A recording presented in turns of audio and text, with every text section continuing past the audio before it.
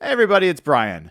Before I did this Seahawks stuff full time, I worked as a manager and senior leader, so I know how lonely it can be to try to find someone you trust to talk through people issues, org issues, process issues as you try to lead an organization. Ryan Cleveland of RyanCleveland.com is someone I trust to have those conversations with. He specializes in working with CEOs and business owners, and you can get a complimentary free discovery session to see if it's a good fit for you. Just go to RyanCleveland.com to sign up and start now.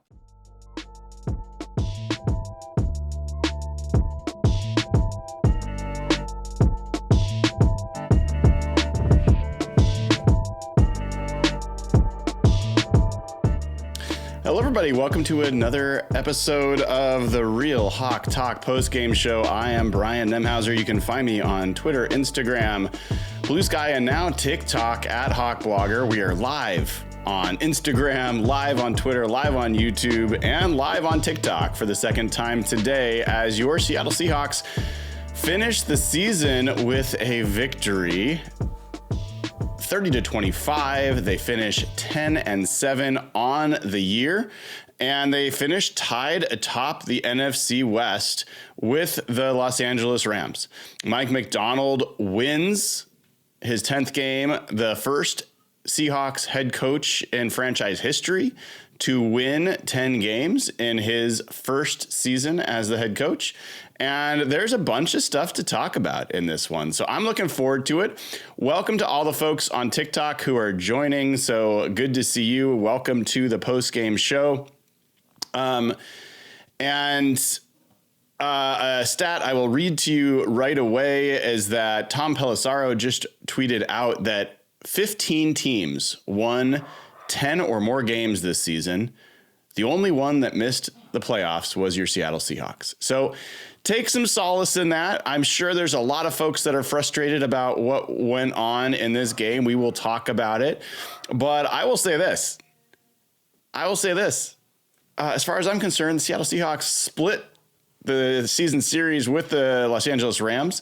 They won in Los Angeles. They won at the end of the season. They should have won the first game with the Los Angeles Rams. They finished the season 7-1 on the road. Ties a franchise best. It might even be a franchise best. I'll double check that on the show. But all these things are great. They finished 4-2 in the NFC West. Honestly, should have been, could have been 5-1. Again, that first Rams game, the amount of things that went wrong. If Jason Myers just makes an extra point in that game, the Seahawks are NFC West champs and are 5-1 in the division. Now, we will get to all the complaints, of which I am sure there are plenty about this game. But I want to spend a few minutes talking about some of the good stuff, because there's, I think, some reasonably good stuff that came out of this game. This was a big game for Geno Smith. He finishes the game with 4 touchdown passes. He finishes with 223 yards passing, 8.3 yards per attempt. Most importantly, 0 interceptions. 0 interceptions. He did it behind an offensive line that, quite honestly, really struggled to pass protect, as it has all season. But Mike Jarrell, the rookie on the right side, he had a rough game, especially early on. And Geno Smith found a way to operate in spite of that. I'm going to take a quick look at some of the grades from in-game grades that we saw from PFF. And I'm going to look at right now where some of the pressure was coming from in this game to see if it matches my understanding of what I saw. Satawa Lamea gave up 3 pressures. Mike Jarrell gave up 2. So that right side continues to be a challenging part for the Seahawks team. We'll talk about that. But just make sure whenever you see a Rams fan, like now on Twitter, don't say anything about facing their backups. The story of this game is that the Seahawks beat the Rams and basically proved that they were the better team, and that they probably should be in the playoffs. And when they get angry about that response and they tell you all the reasons that's crazy, just kind of repeat it. Because the Seahawks do beat them, and it wasn't easy. It was not easy for them to get this win. And I talked to you about this in the pregame show. I talked to you about this yesterday on Seahawks Saturday with Jeff Simmons. These are tougher games than people want to admit, because the fact of the matter is the Rams backups that are playing, they've been waiting for this all season. This is a huge opportunity for them to go to show out, to show their value, to get reps, to get paid, to make an impression. The Seahawks starters, they don't need to prove anything. Yes, we think they might need to prove something, but they're already starters. They've gotten their status in the league in that regard. So yes, there's things that they would like to be able to say or do, but for the most part, their motivation is very different. And in a physical, violent game like football, when you have one team that is scrappy and super excited to be there and another team that's kind of like, I wouldn't say going through the motions, but not as motivated and not as genuinely excited about the game, it affects the outcome. So, give the Rams credit. I thought that their offensive line especially did a decent job. They were able to pass protect much better than I think they should have been against this Seahawks team. And yet, in the end, the Seahawks come out victorious. Other guys that stood out for me in this game that I think did a really nice job, Leonard Williams. Leonard Williams finishes with 2 sacks on the day, just a half a sack short of his career high of 11.5 sacks. So he finishes with 11 sacks on the year. He's the first Seahawk since Frank Clark a number of years ago to have double-digit sacks. So he goes in with 2 sacks. Ernest Jones gets a half a sack, shares that with Tyrese Knight. Initially, that went to Tyrese Knight. And, they come out victorious. Mike McDonald is doing his press conference right now. So we'll see if any news comes out of that. Geno Smith, as I mentioned, had a big game. And because of that, he hit 3 different escalators. So he needed 185 yards passing to get a $2 million bonus. He got that. He needed to stay over 69.9% completion rate. He did that.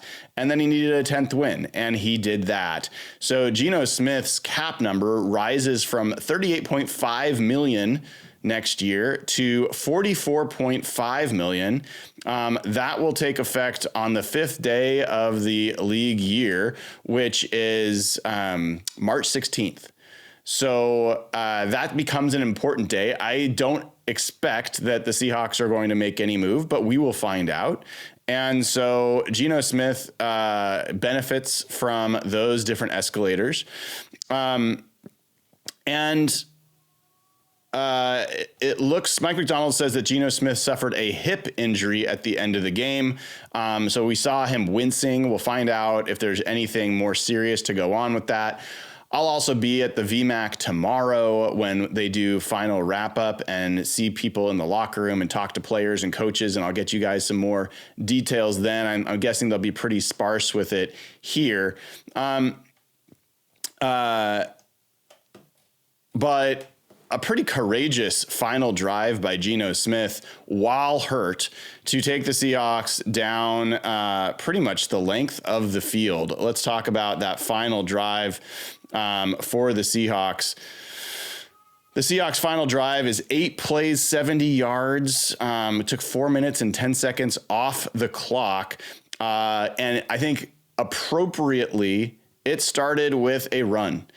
This is a game, Ryan Grubb, once again, I think there's going to be some conversation about Ryan Grubb in this game. There was a 3rd and 1 on the previous possession at the Seahawks 39-yard line.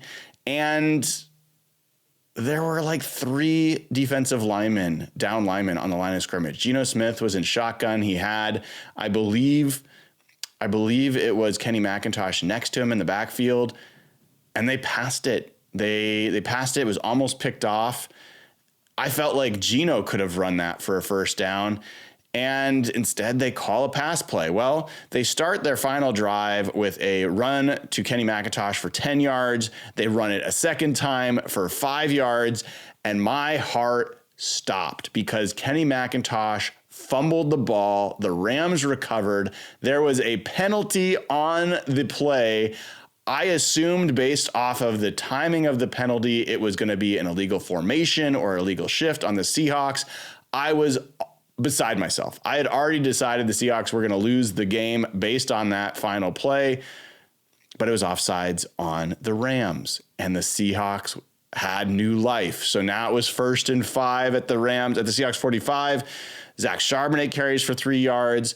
Zach Charbonnet carries again for 7 yards.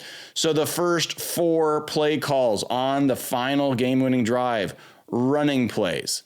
Then Geno Smith rolls out and hits A.J. Barner, and A.J. Barner absolutely trucks the Rams defensive back, runs over and through him for 10 yards. A.J. Barner had a touchdown today. A.J. Barner had a fantastic end to his rookie season. 5 catches, 34 yards, a touchdown. That's 5 catches and 5 targets, by the way.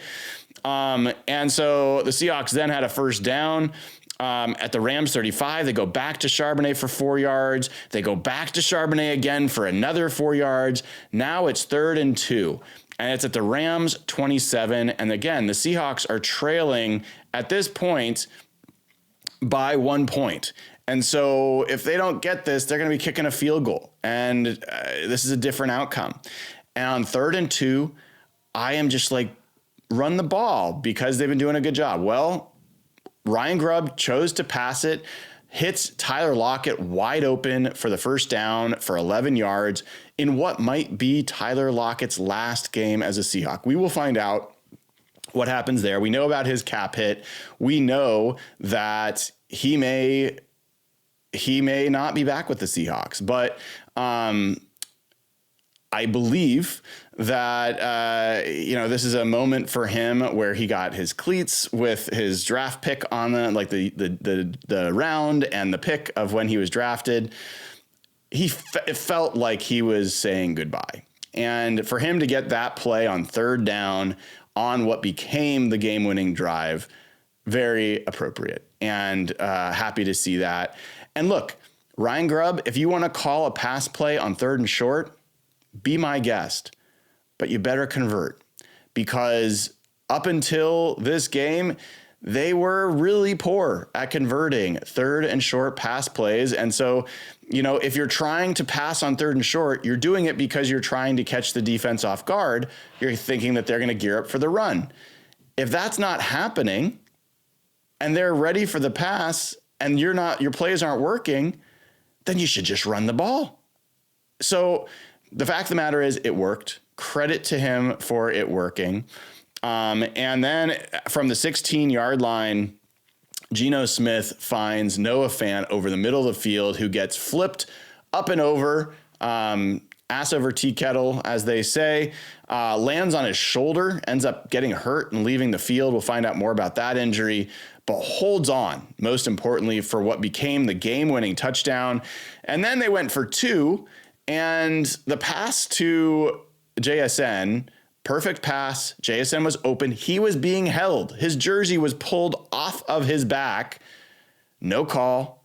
He made the catch. He got 2 feet down, but he did not make the final 3rd move, and the ball got knocked free before he could complete the catch. So no 2-point conversion. That gave the Rams the opportunity to win it with a touchdown. And folks, they marched 61 yards down the field in 12 plays.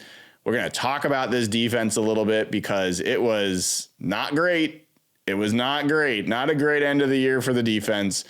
The very first play of that final drive for the Rams looked like Artie Burns intercepted it. I was like, are there any penalties? Oh my God, is this real? And turns out it was not. Artie Burns did a very good job of making it look like an interception. It was very close. You could argue maybe if you're a real homer that he used the ground to control the ball, kind of like a Rams cornerback did on this same field a week ago to win a game. But honestly, it wasn't an interception. It hit the ground. And so then the Rams get to what was a 4th and 6 after a couple of additional plays. And they're at their own 34-yard line. That would have been a completely acceptable end to this game. What happens? They give up 17 yards to Tyler Higbee, who he's a very unlikable player on this team. And they get a first down, and they keep going. And they don't face another third down until they get to the 14-yard line. So really not good stuff by the Seahawks defense on this final drive, but they did get to a 3rd and 8 at the 14. Jimmy Garoppolo completes a pass to Tutu Atwell. Nehemiah Pritchett actually was somewhere in the vicinity this time and makes the tackle for 5 yards. So it makes it 4th and 3. And on the final play, thankfully, Jimmy Garoppolo finally looks like Jimmy Garoppolo, throws it into the ground, game over. Seattle Seahawks win. So, it is not pretty, especially defensively. I would say offensively, generally speaking, you'd take this game. The Seahawks in this game have no turnovers. The Seahawks have 336 yards of offense. They go 6 for 11 on third downs. They have 6.3 yards per play. They have 126 yards rushing, 210 yards passing. They average 5.3 yards per rush, 7.2 yards per pass. They only had 3 penalties on the day for 23 yards. That's the second straight week that they have had 3 penalties or less. That's a pretty acceptable game from your offense. 30 points, that's a good enough game to win. The defense really made it uncomfortable for Seattle. And some of this is due to Seahawks' own players that did not play today. Byron Murphy was active. I do not believe he played a snap. And I felt his absence. I felt his absence in the middle of that defense. I think I felt his absence with the play of Jaron Reed and Leonard Williams. I think Byron Murphy makes a difference. Then Reek Woolen, bless his heart. He says he doesn't listen to critics, but he does. And he goes down to try to make a tough tackle, lowers his shoulder, hits with his shoulder. But this guy is built. He is tall, lanky, lean. He's not built to take on powerful backs with his shoulder. He just isn't. And I saw it as soon as that play happened. He's trying to do right. It was a good form tackle, but his body can't take that kind of hit. And I was like, oh, he broke his collarbone.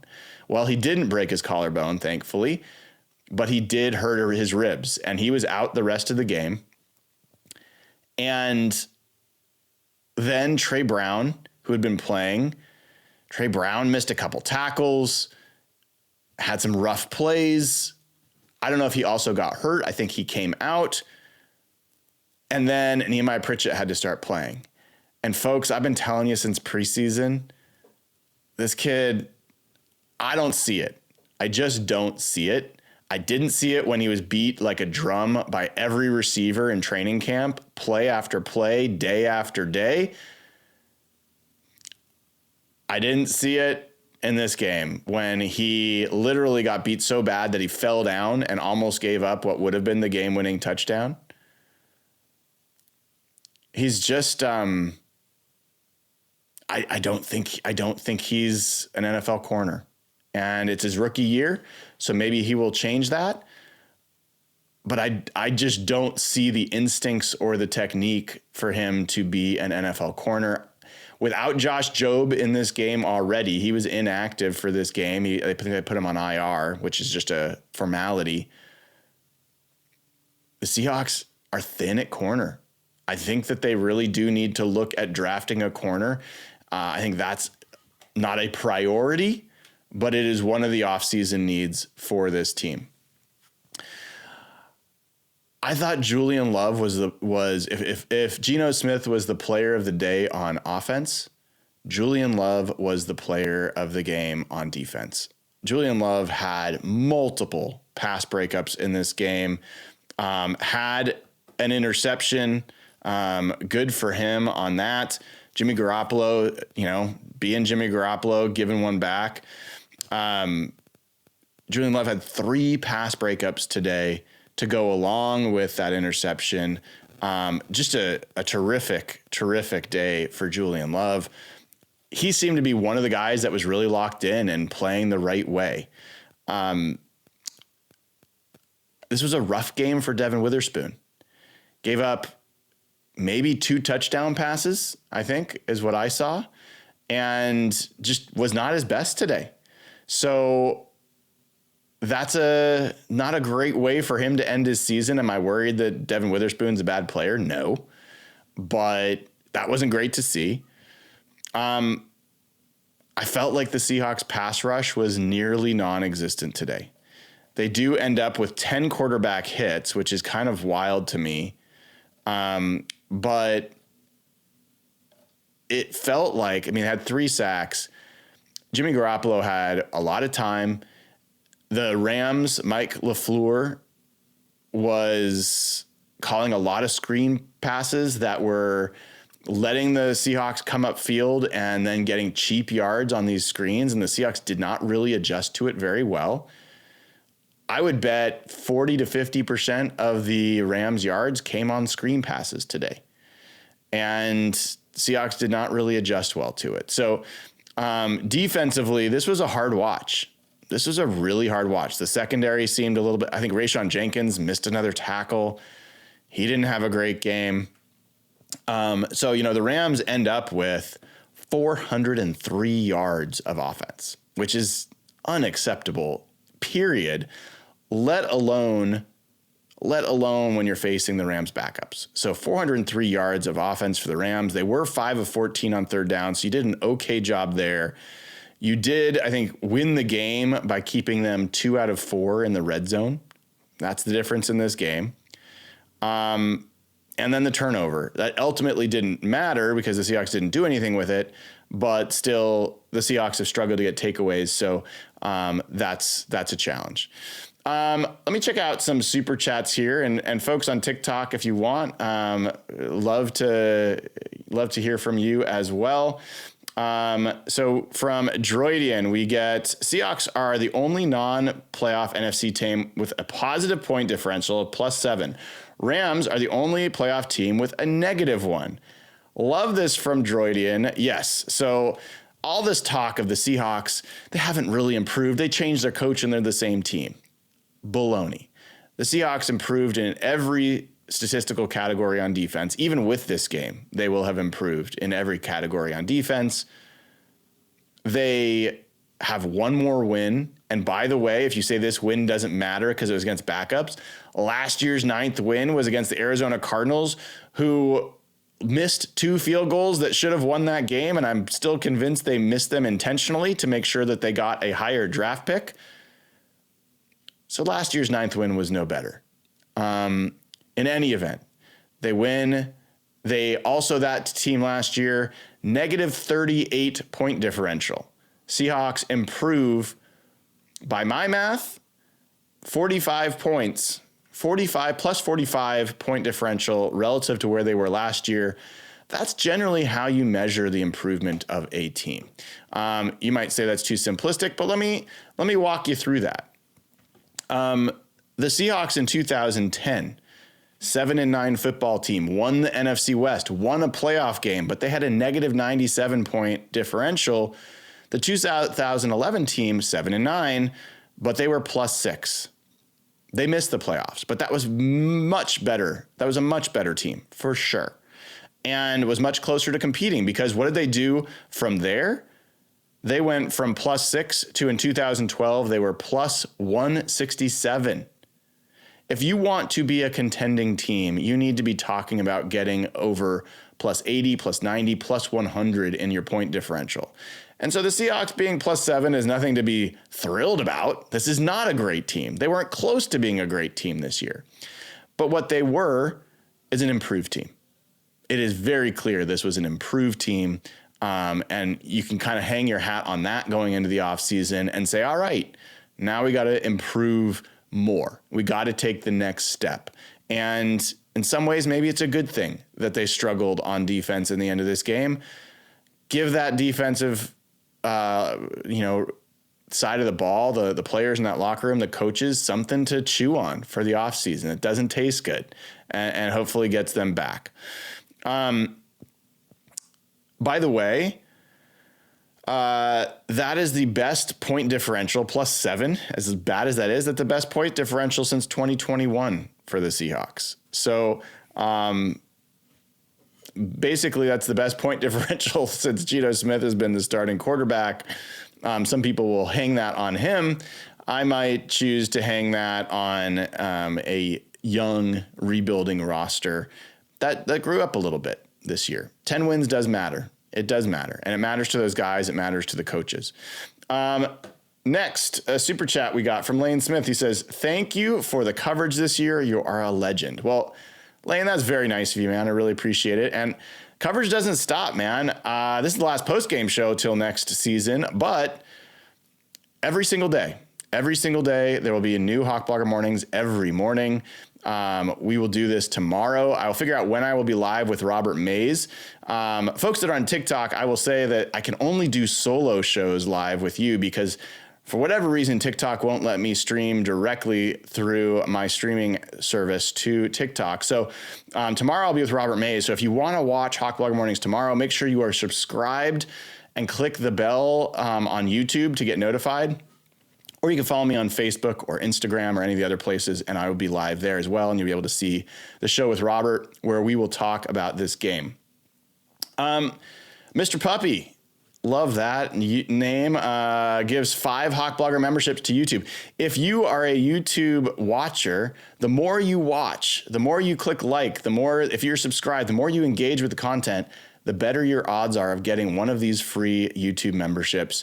All you got to do is watch the content, engage with it, be part of it, and then you get generous people like Mr. Puppy giving away memberships to the channel. So he just gave away, or she just gave away, I think Mr., I'm going to guess he, gave away 5 Hawk Blogger memberships, and appreciate that. If you get one of these free memberships, consider paying it forward. Give one. Would love to add more people to what's a really cool, growing community, and really excited to have the TikTok folks join as well, as we finally got over 1,000 followers. And so you can actually give us some awards as well. Would love to see you thank us for the content that we've got going on here.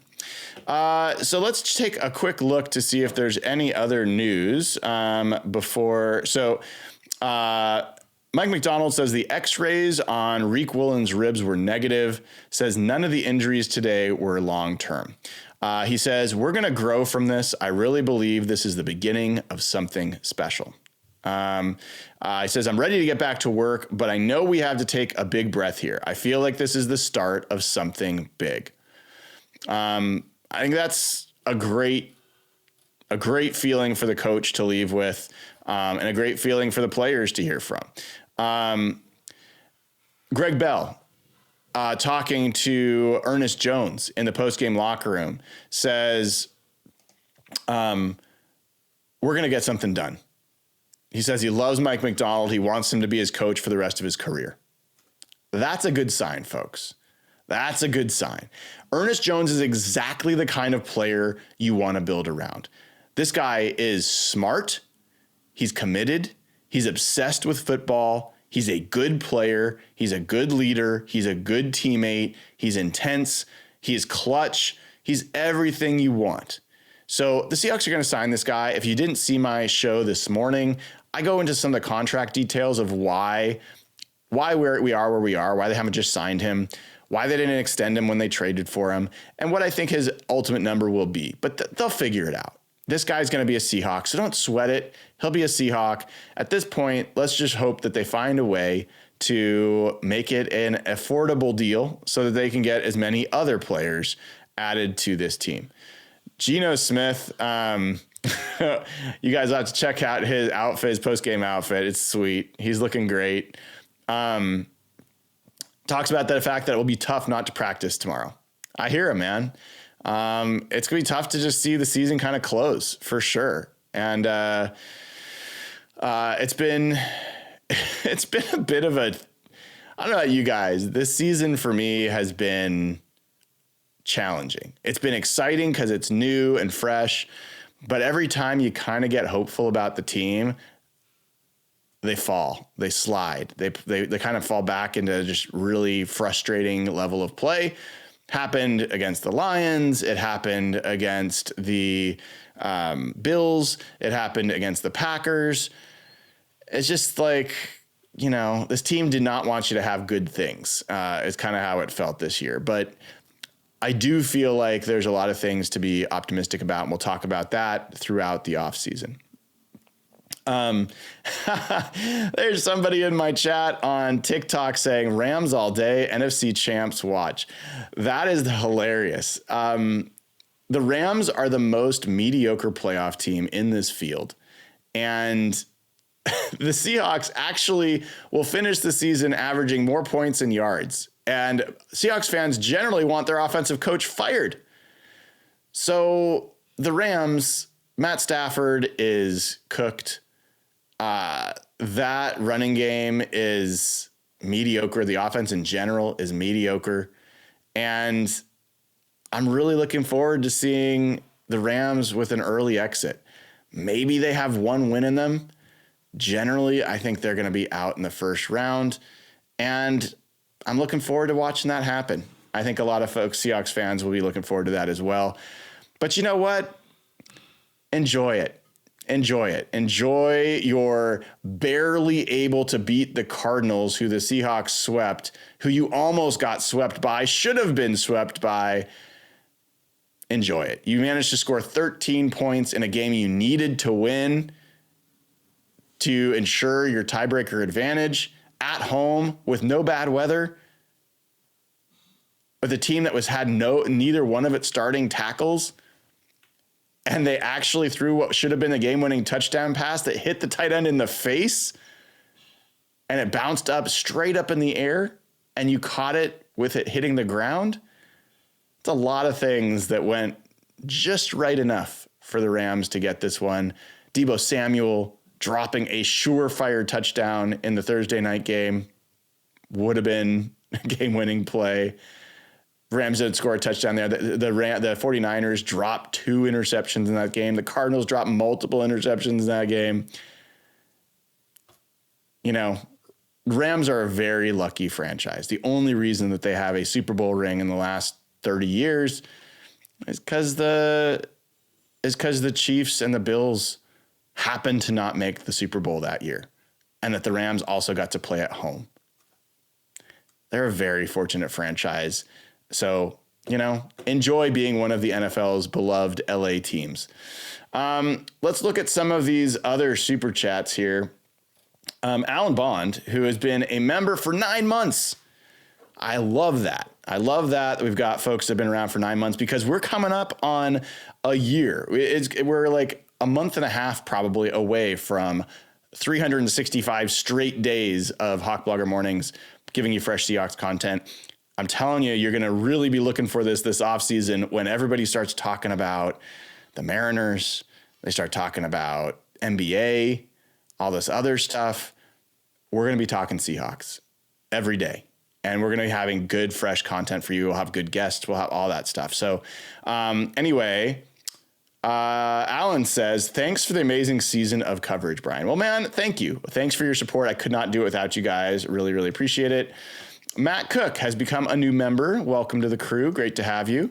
And then Keith Lavelle with a super chat says, thanks to my Hawk family for always being kind and making me feel welcome. A huge thanks to Brian for all his hard work and generosity to charity. Looking forward to a strong offseason and an even better year next season. Keith, that is super generous of you, and I really appreciate it. And I do. I love our community. It is a incredibly cool group.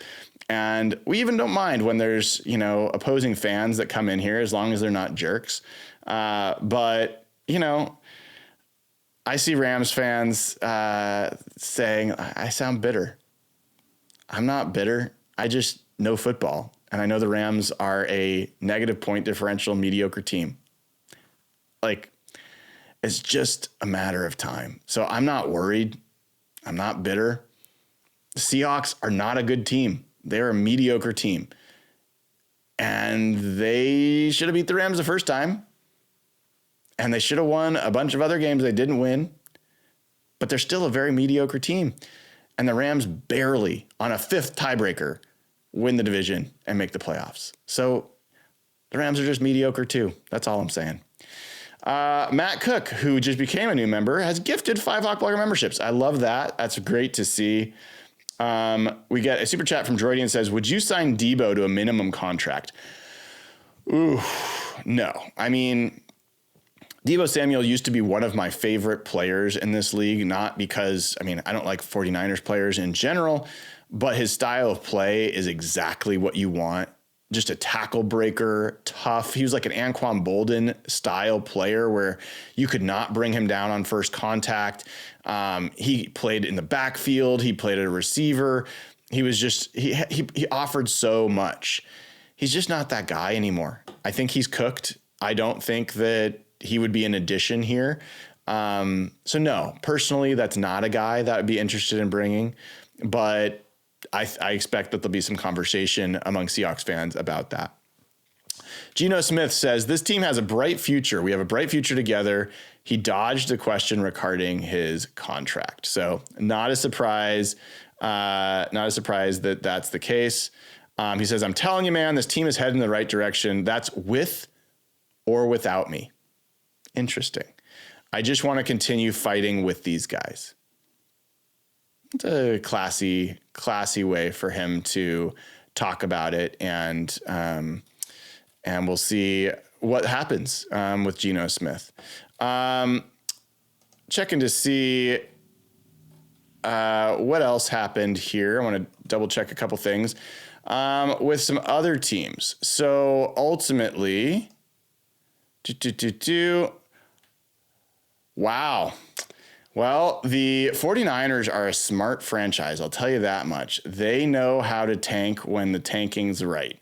And they end up getting blown out by the Arizona Cardinals 47-24, which means the 49ers will have the 11th pick in the draft. They finished on a 4-game losing streak to end the season. Thankfully, it's a pretty mediocre draft, so I don't know how great of a player they'll have there. But, man, they have a chance to get a Tyler Warren or a Ginty or someone like that. There's some interesting players, and the 49ers now put themselves in position to do that. The Seahawks were almost always going to be in the 18th slot. That is where they will pick next year, 18th pick. And, by the way, we still don't know their 17th opponent. We won't know until the game finishes tonight, I should say, between the Vikings and the Lions. The loser of that game will come to Seattle next year. So either the Lions or the Vikings will be the 17th opponent for the Seahawks in Seattle. Other news today, the New England Patriots blew the number 1 overall pick. They end up with the 4th overall pick. Crazy. Thanks to a big game from Joe Milton. Gerard Mayo, the first-year head coach, out. Canned by Robert Kraft and the Patriots. Rumors are that Mike Vrabel will be the new head coach and that he will come back to coach that team. That makes a lot of sense. Would also take one of the more popular head coaching candidates off the market. So tough gig for Gerard Mayo that he gets fired after one season, knowing that the front office did not give him much to work with. But the fact that they won today, yikes. That really is a franchise-changing, meaningless win otherwise, and that's how their season will end. Couple other pieces here that are of interest. So Arizona, with that win, they finished the season 8-9. They will pick 16th. So they will pick 2 spots ahead of the Seahawks. They'll be 3rd place. The 49ers are already clinched being 4th place in the division. So today, really what that did is it helped their draft stock more than anything else. Looking at that game, Josh Dobbs played in that game. He had 326 yards passing, 2 touchdowns, 2 interceptions. Patrick Taylor was their running back, run for 109 yards. Kyler Murray throws for 4 touchdowns. And then they had 151 yards rushing. A bunch of guys got some rushing. Trey McBride got his second receiving touchdown after getting his first against the Rams. Marvin Harrison Jr. had a touchdown. Greg Dortch had a couple of touchdowns for the Cardinals. Looking around, just a couple of sacks in this game. Nothing else of real note. Otherwise, as I kind of look through this game,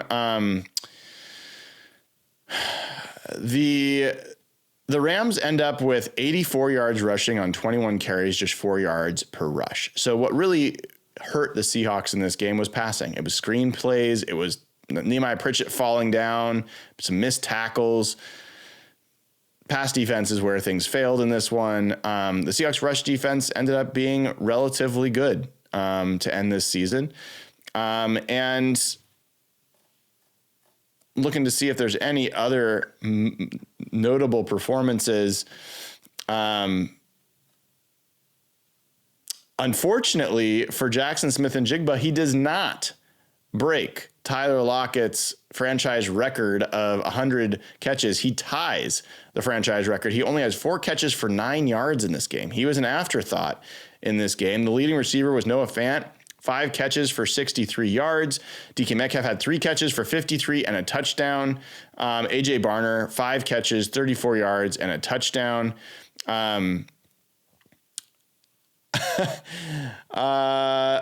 This is an interesting one. This is interesting. So Zach Charbonnet, this is a trivia question, and I'm going to be really curious to find out the answer to this. The way it shows up in the box score, we should talk about this play. The play of the game, the play that I would say is the reason the Seahawks won ultimately. It wasn't the game-winning touchdown drive, but it was the drive that put them up. Was on a 3rd down and 5. Ryan Grubb calls a pass, a crossing pattern to Jackson Smith-Njigba, who then laterals it to Zach Charbonnet for what was a 32-yard gain. And the way it shows up in the box score is Zach Charbonnet has 0 receptions on 0 targets, but has 32 receiving yards. That is something I have to look up right now. I'm going to look this up right now because I'm so curious about this one. When's the last time a player had 30 plus yards receiving without a reception? That's fascinating to me. So we're going to look up receiving yards. We're going to look up we'll say more than 20. And then we're going to say receptions equals 0. Has this ever happened? I'm sure it's got to have happened before. We are chewing and chewing and chewing to find out the answer to this question. The system does not know what to make of this question. It does not compute. So it's thinking and thinking and thinking. I will tell you as soon as we get the results from this search. It is taking its time. But that's a fascinating statistical trivia piece. I did not know how that would work, but that was a great call by Ryan Grubb. He had done that against the Lions in week 4, worked then. And I would say overall, this was a pretty positive game for Ryan Grubb. Again, the Seahawks average over 5 yards per carry. They get 24 carries on the day. They are, above 50% on 3rd downs. Geno Smith goes 4 touchdowns, over 8 yards per throw, 137.8 passer rating. So good stuff in general from Ryan Grubb. If this is his final game as a Seahawk, he went out on a pretty good note with 30 points and a win. So, by the way, that query is still going. It does not know what to make of it. I probably broke it. We'll find out in a little bit. Let's see. Going back, we've got some more super chats here. So, Ashke says, why does John Schneider not do Pete Carroll's like John Lynch, where all journalists can ask questions? Also, who is Seattle's Grant Cohen, who keeps coaches accountable? So I think John Schneider will do an end of season press conference. I'm not positive, but I think he will. We'll get to ask him some questions. As far as who is Seattle's Grant Cohen, I don't really think we have one, to be honest. I think each of us asked some different types of questions. Grant in particular is confrontational and a little bit, I think he baits with some of the way he phrases his questions. And the closest we had was Joe Fan, who certainly had some run-ins with Jamal Adams and some other folks who did not appreciate the questions that he asked or the ways that he phrased them. But generally speaking, I don't think we have a Grant Cohen. I love Grant, but I don't think we have one. Keith Lavelle, who's been a member for 5 months, said, I thought I would use this freebie to say go Hawks. Well, Keith, go Hawks, man. 10-7. We will take it. Luis de Leon says Tyler Warren at number 18, LFG. I'm telling you, I'd be fine with it. I started it on Twitter and people thought I was crazy for drafting a tight end in the first round. I'm not sure he's going to last to 18, to be totally honest, but he's a guy I'd be very excited to add to the Seahawks. Vince Ochoa says, go Hawks. Thanks for what you do for us, Brian. Well, I appreciate you, Vince. Thank you for being here. And there goes Keith Lavelle, gifting 10 Hawk Blogger memberships. I'm telling you, folks, there's a bunch of free memberships to be had. All you got to do is be watching the show on YouTube, click on like, click subscribe, and you will get a chance to be a free YouTube member as well. Make sure you hit the like button if you have not already. All right, let me see. Is that okay? Ooh, that query finished. It doesn't like it. It won't come back with something. So it does not want to give me that result. I'm going to try to figure out a way to find out more about that. But who has had more receiving yards than Zach Charbonnet without having a reception? That's the question I want to find out. I will let you know when I know. All right, folks. Well, there goes Susette. Susette gives away 10 Hawk Blogger memberships. So appreciate you, Susette. And that is a good time to remind folks, if you have not already, you want to head over to JK Boots. Use promo code HawkBlogger. It gets you 10% off, the best boots you will ever own. And in the next couple of weeks, I will be making the decision of the people who have bought boots using code HawkBlogger over there on jkboots.com, who will get this beautiful pair, this custom pair of Seahawks themed boots, handmade just for you. You'll be the only person on the planet to have those boots for your feet. And they're going to be great. It takes like 6 to 8 weeks because they make these by hand. They will ask for specific measurements of your feet. They fit like a glove. I wear orthotics. They're like, don't wear orthotics in these. The arch support's so good, it will mold to your arch. I'm telling you, I've been wearing my JK boots. They're the best pair of boots I've ever owned. Highly, highly recommend them. This is not just a pitch. I am telling you, they're really, really nice boots. Washington-based company over in Spokane, family-owned, really, really great stuff. So head on over to JK Boots, use code HawkBlogger. And like I've said before, we've already given away 3 pairs of boots to the Wildland Firefighters Foundation through this promotion, so that a pair of firefighting boots goes to a Northwest firefighter to keep our Northwest forest safe and beautiful. So it's just a great promo. Head on over to JK Boots, use promo code HawkBlogger. Folks, all right. I'm just going to tell you this. This is the beginning. It is not the end. The Seahawks finished 10-7. First year of Mike Macdonald's career. We're going to find out this week whether or not Ryan Grubb's going to stick around. If not, we're going to have an offensive coordinator search, and we'll find out what's going to happen there. We'll be talking and covering about that. If Ryan Grubb does come back, we will talk about what that means, what will happen from there. Then we're going to talk about free agency. We already started yesterday. Jeff Simmons and I talked about the offensive line free agent market. John Schneider already made some comments that make me feel a little queasy, but we'll find out what happens there. I'm going to be going to the Senior Bowl. I've got to buy my tickets to get down to Mobile, Alabama. I don't know how exactly I'm going to get there. It's a mess to get down to Mobile, Alabama. So I'll be at the Senior Bowl. I will cover and talk to you about the quarterbacks there. I'll talk to you about the offensive linemen and everyone else that I see that stands out. Then we'll have the combine. I hope to be there as well. Tons of stuff coming out there. I will probably try to go to the owners meeting in Florida and cover that as well. We'll see how this all comes together. I can only cover the team. Excuse me, I'm getting over being sick. I can only make these trips if I'm supported by all of you. So the money you guys do give as patreon.com/hawkblogger supporters, or as YouTube supporters, or as TikTok live supporters who give gifts. All of those things help me increase and improve my coverage for you guys. So appreciate it. Seahawks win today, 30-25. Game ball for me goes to Geno Smith on offense. Game ball to me goes to Julian Love on defense. So great stuff there. Appreciate everybody who has tuned in. I see from Andy Kern that I should go to Tallahassee or Pensacola and make a short drive. I was actually looking at the Pensacola flight. I'll take a look at Tallahassee as well. And then, yeah, wearing a mask. I haven't been doing that on flights, but I've gotten sick the last 2 trips I've made. So I'm going to have to wear a mask. I hate wearing those masks on flights, man, especially long flights. Ugh, but I think I got to start doing it.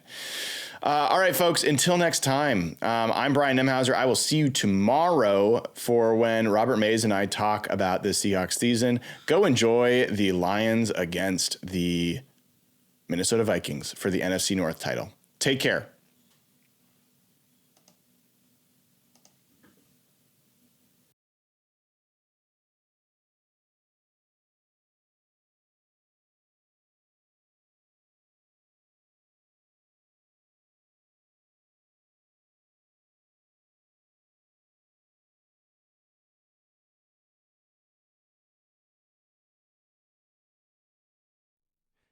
Hey folks, this is Brian Nemhauser. Thanks for listening to the show. Hope you enjoyed it. Want you to know that Real Hawk Talk is available on all major podcast platforms. Go ahead and subscribe. Have all podcasts delivered directly to your phone after each and every show. And then go ahead and leave us a 5-star review. Helps us out, gets more people to the show. Then, if you haven't already done it, go to patreon.com/hawkblogger and subscribe for just $5 a month. Gets you immediate access to our Slack channel. Join hundreds of folks in that community to talk Seahawks about wins, losses, and all things in between. Not to mention, become eligible to win giveaways for Seahawks tickets and get to ask questions of the Real Hawk Talk crew every week on the show. Finally, if you haven't gone to hawkblogger.com recently, head on over. Tail the Tape morning after articles are there every week. Hoping to see you there. Thanks for tuning in. Thanks for supporting the show. Go Hawks.